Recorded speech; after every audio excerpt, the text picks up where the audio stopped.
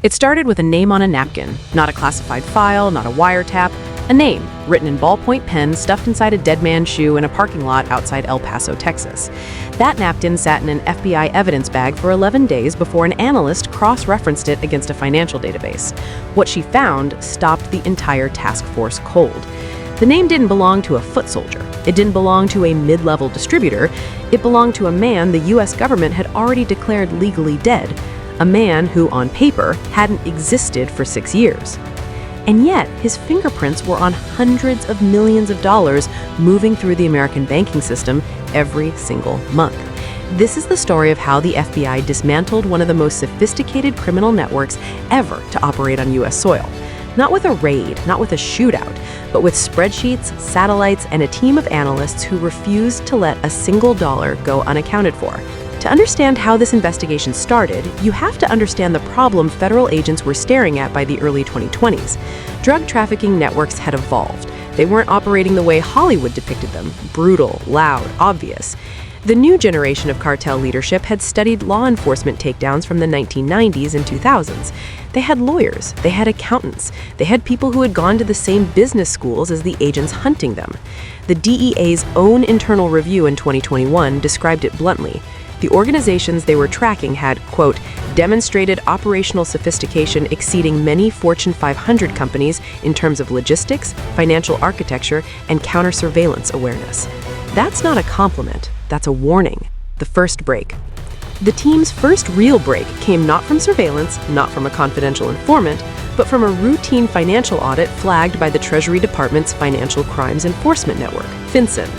A small import-export company registered in Laredo, Texas, had filed 14 consecutive months of revenue reports that were statistically impossible. Not fraudulent on the face, not obviously fake, just mathematically improbable. The margin consistency was too clean. Real businesses have variance. This one didn't. An FBI analyst named Sarah Voss, who had spent 8 years in corporate forensic accounting before joining the Bureau, pulled the filing and spent a weekend running it against commodity pricing indexes. By Monday morning, she had identified a discrepancy of $4.3 million in a single quarter, money that came in but couldn't be traced to any legitimate source. That company was the door. What was behind it would take 2 more years to fully understand. Most people think drug money is moved in duffel bags. Sometimes it is. But by the 2020s, the bulk of cartel financial flows through the U.S. economy looked nothing like that. Here's how it actually worked, according to federal prosecutors who have since made their case records public. Step 1. Cash is generated at the street level, sales across dozens of American cities. That cash is immediately problematic. It's heavy, it's traceable, and large deposits trigger federal reporting requirements. So step 2 involves what law enforcement calls structuring. Transactions are deliberately kept below $10,000, the threshold that triggers automatic bank reports. Hundreds of people, often paid a small flat fee, make deposits across dozens of banks. No single transaction looks suspicious. Together, they move millions. Step 3 is where it gets sophisticated. That money flows into shell companies, often legitimate-seeming businesses like restaurants, car washes, construction firms, and import companies. Businesses with high cash volumes and complex cost structures. Businesses where it's hard to tell from the outside whether the revenue is real. Step 4, the clean money moves. It buys real estate, it funds other companies, it gets wired internationally through financial systems in jurisdictions with limited U.S. treaty cooperation. And step 5, the money comes back as investment, as loans, as consulting fees, fully laundered, untraceable to its origin.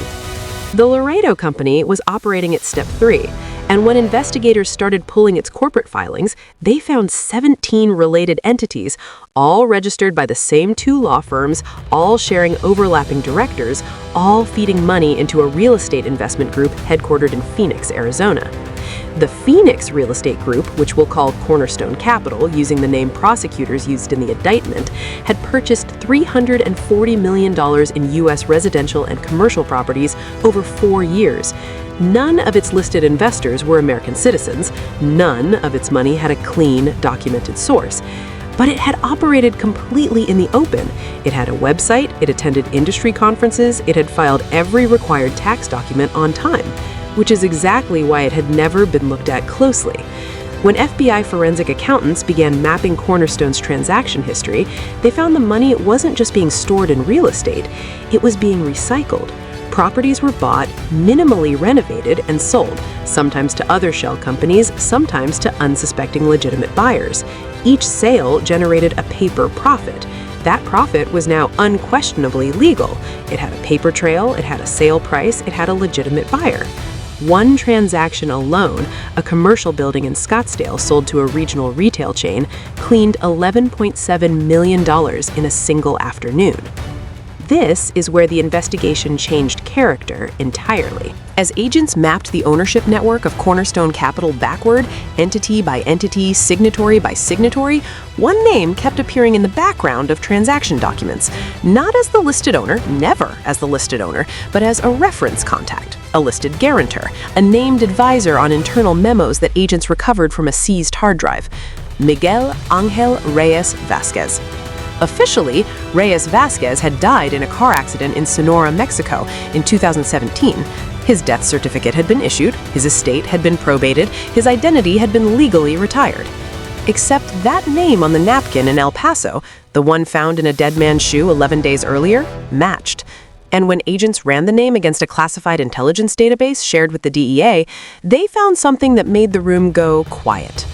Reyes Vázquez hadn't died. He had paid to disappear, and for 6 years, operating under at least 4 separate identities across 3 countries, he had been running the financial architecture of one of the most powerful trafficking organizations on the continent. To understand what investigators were dealing with, you have to understand who Reyes Vázquez actually was. He hadn't grown up inside a cartel, he had grown up inside a bank. Born in Guadalajara to a middle-class family, he had studied economics at Universidad Autónoma de Guadalajara, then completed a postgraduate degree in financial law in Spain. He had worked, legitimately, for 2 major international banks in the 1990s and early 2000s. He understood anti-money laundering regulations from the inside because he had helped write compliance protocols for one of those banks. At some point in the mid-2000s, according to testimony prosecutors would later present, he was approached by representatives of a Sinaloa-aligned trafficking organization. They didn't want a soldier, they wanted a financial engineer, someone who could build a money laundering architecture that looked, from every angle that regulators would examine, like ordinary commerce. He built exactly that, and then he built it for other organizations too, a kind of freelance financial criminal who sold his services to the highest bidder. By the time the FBI was tracking him, prosecutors estimated that Reyes Vázquez had personally overseen the laundering of more than $2.1 billion over a decade. Not moved, laundered, cleaned, made to appear legitimate. He was, in the words of one senior DOJ official, the most consequential financial criminal the Bureau had encountered in a generation. How he stayed hidden. The reason Reyes Vázquez had operated undetected for so long wasn't luck, it was discipline. He communicated almost exclusively through encrypted channels, rotating between Signal, custom-built applications, and in-person meetings with couriers who carried handwritten instructions that were burned after reading. He never touched product, never met with distributors, never appeared at any location associated with trafficking activity. His entire role was financial, and financial crimes, even large ones, are slower to investigate, harder to prosecute, and easier to obscure than drug crimes. He also maintained a strict operational rule. No single person in his network knew more than 2 other people in it. Compartmentalization so tight that even his closest associates couldn't have drawn an accurate picture of the whole structure. Former FBI Assistant Director Robert Almonte, who has since spoken publicly about similar cases, has described this approach as franchise architecture.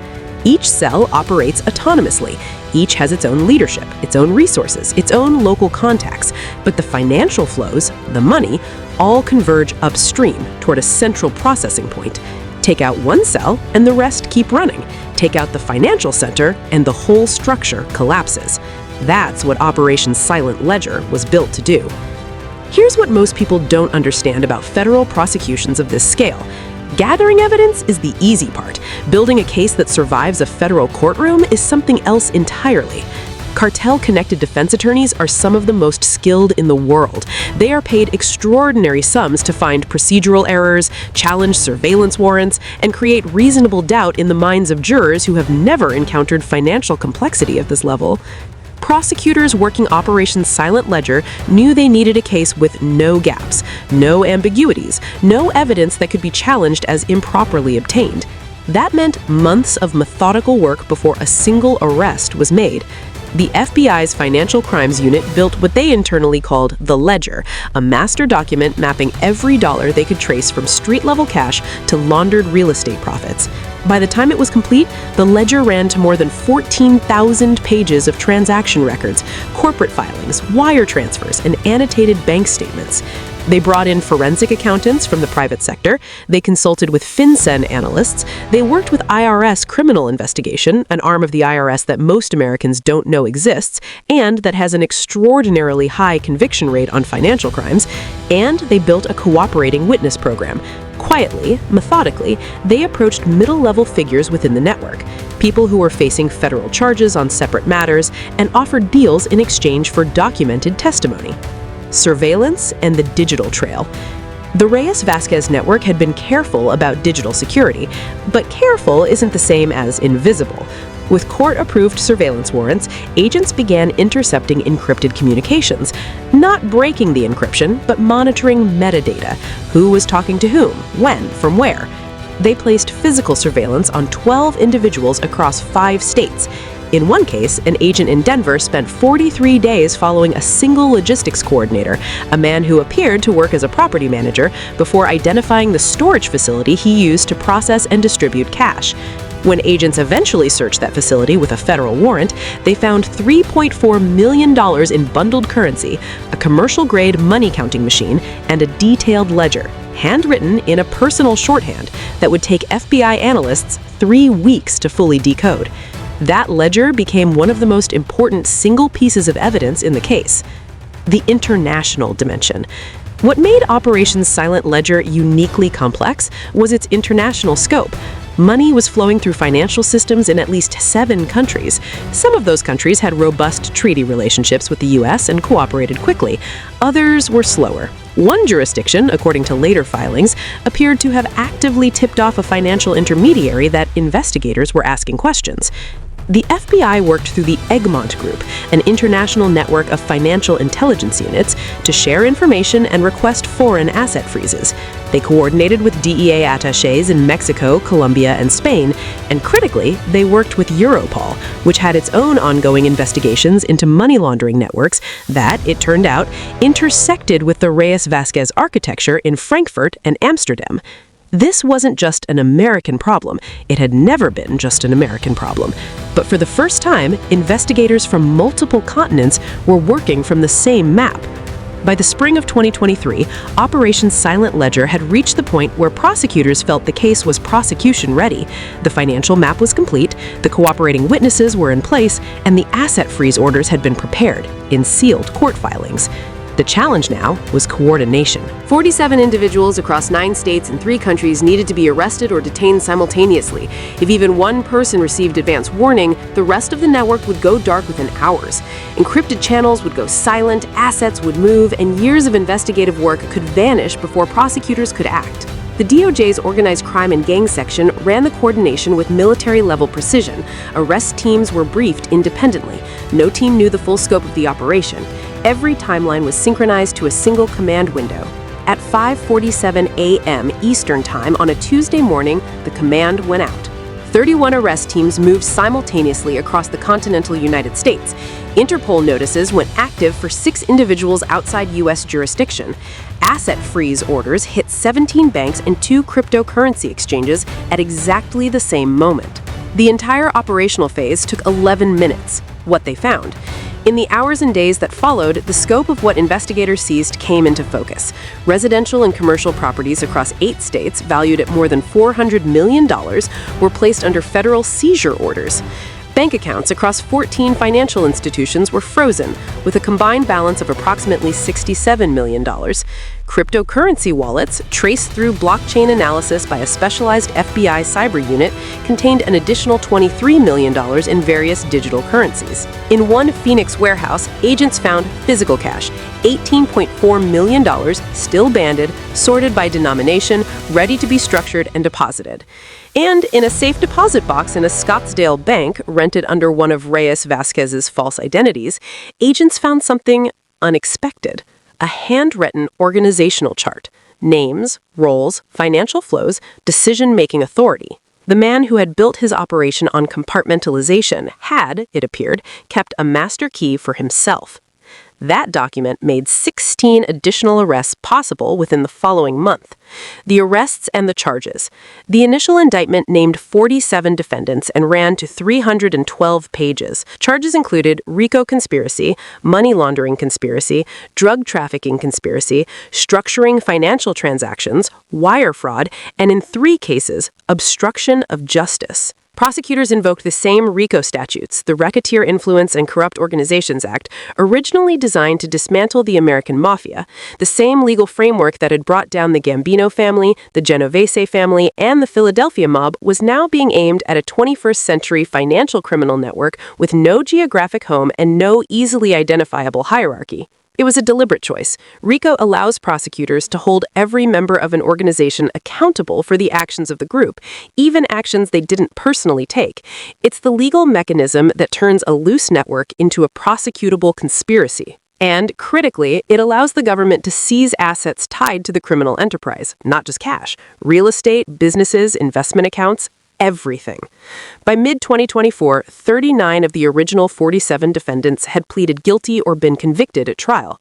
Sentences ranged from 7 years to 40 years in federal prison. Reyes Vasquez himself was extradited from Spain after 14 months of legal proceedings and arrived in U.S. custody in February 2024. His trial is ongoing. Prosecutors are seeking a sentence of life imprisonment under federal statute. The total value of assets seized and forfeited from the Reyes Vasquez network exceeded $700 million, one of the largest single-operation asset forfeitures in FBI history. Some of that money has been directed to law enforcement programs, some to community organizations in cities most affected by drug trafficking. Some remains in legal dispute as defense attorneys challenge the forfeiture orders. The lessons law enforcement took away. Investigators who worked Operation Silent Ledger have been careful about what they say publicly, knowing that detailed operational discussions help future criminal networks adapt.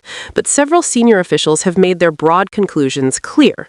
First, following the money works. It is slower than traditional enforcement. It is more complex. It requires expertise that law enforcement agencies have historically underinvested in.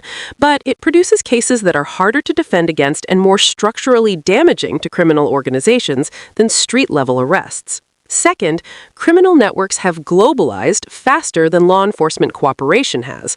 The gap between how easily money crosses borders and how slowly intelligence follows it is still the primary advantage that sophisticated criminal organizations exploit.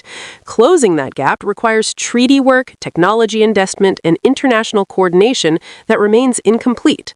Third, banks are the problem and the solution. Banks are the medium through which criminal money moves. They are also, with the right legal compulsion and the right intelligence sharing relationships, the most powerful investigative tool available to federal agents. The debate about how much financial institutions should be required to do and how much they should be protected when they cooperate is ongoing and unresolved. What hasn't changed? Here's the honest part of this story. Operation Silent Ledger was a significant law enforcement success. It was also, by every metric investigators themselves acknowledge, a partial victory at best. The organizations that used Reyes Vasquez's financial architecture did not dissolve. They adapted. Within months of the arrests, intelligence analysts identified new financial flows using modified structuring techniques that partially addressed the weaknesses Silent Ledger had exploited. Demand for narcotics in the United States has not declined. Supply disruptions created by large law enforcement operations are typically measured in weeks, not months. Prices spike briefly, alternative supply routes emerge, the market restabilizes. The former FBI official who oversaw portions of the Silent Ledger financial analysis, speaking background after her retirement, put it plainly: "We won a battle. We will be fighting this war for the rest of our lives unless something changes upstream. Enforcement is necessary. It is not sufficient. What changes upstream is a political and social question, not a law enforcement one. But it's the question that every senior investigator working organized crime cases eventually arrives at, whether they say so publicly or not. A meme on a napkin found in a dead man's shoe. That's how it started. 2 years later, 47 people were in federal custody, $700 million in assets were under government control, and the most sophisticated money laundering operation the FBI had ever prosecuted was being presented to a jury.